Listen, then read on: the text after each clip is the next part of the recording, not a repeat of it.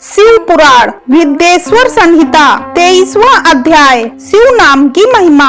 ऋषि बोले, हे व्यास शिष्य सूत जी, आपको नमस्कार है। हम पर कृपा कर हमें परम उत्तम रुद्राक्ष तथा शिव नाम की महिमा का महात्म सुनाइए। सूत जी बोले, हे ऋषियों, आपने बहुत ही उत्तम तथा समस्त लोगों के हित की बात पूछी है। भगवान शिव की उपासना करने वाले मनुष्य धन्य हैं। उनका मनुष्य होना सफल हो गया है। साथ ही शिव भक्ति से उनके कुल का उद्धार हो गया है। जो मनुष्य अपने मुख से सदा शिव और शिव नामों का उच्चारण करते हैं, पाप उनका स्पर्श भी नहीं कर पाता है। भस्म, रुद्राक्ष और शिव नाम त्रिवेणी के समान महापुण्यमय हैं। इन तीनों के निवास और दर्शन मात्र से ही त्रिवेणी के स्नान का फल प्राप्त हो जाता है। इनका निवास जिसके शरीर में होता है, उसके दर्शन से ही सभी पापों का विनाश हो जाता है। भगवान शिव का नाम गंगा है। विभूति, भस्म यमुना मानी गई हैं तथा रुद्राक्ष को सरस्वती कहा गया है। इनकी संयुक्त त्रिवेणी समस्त पापों का नाश करने वाली है।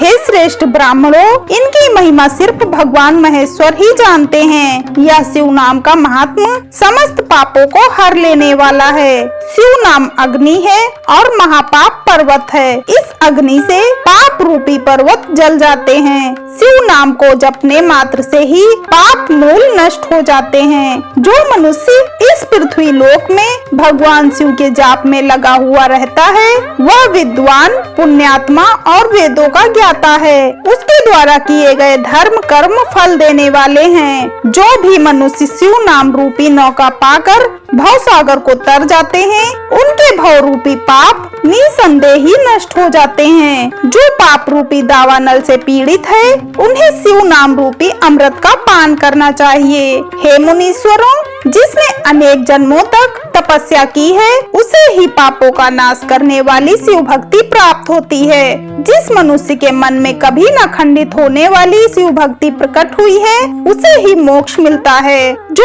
अनेक पाप करके भी भगवान शिव के नाम जप में आदर पूर्वक लग गया है, वह समस्त पापों से मुक्त हो जाता है। इसमें जरा भी संशय नहीं है। जिस प्रकार जंगल में दावानल से दग्ध हुए वृक्ष भस्म हो जाते हैं, उसी प्रकार शिव नाम रूपी दावानल से दग्ध होकर सारे पाप भस्म हो जाते हैं। जिसके भस्म लगाने से अंग पवित्र हो गए हैं और जो आदर सहित शिव नाम जपता है, वह इस अथाह भवसागर से पार हो जाता है।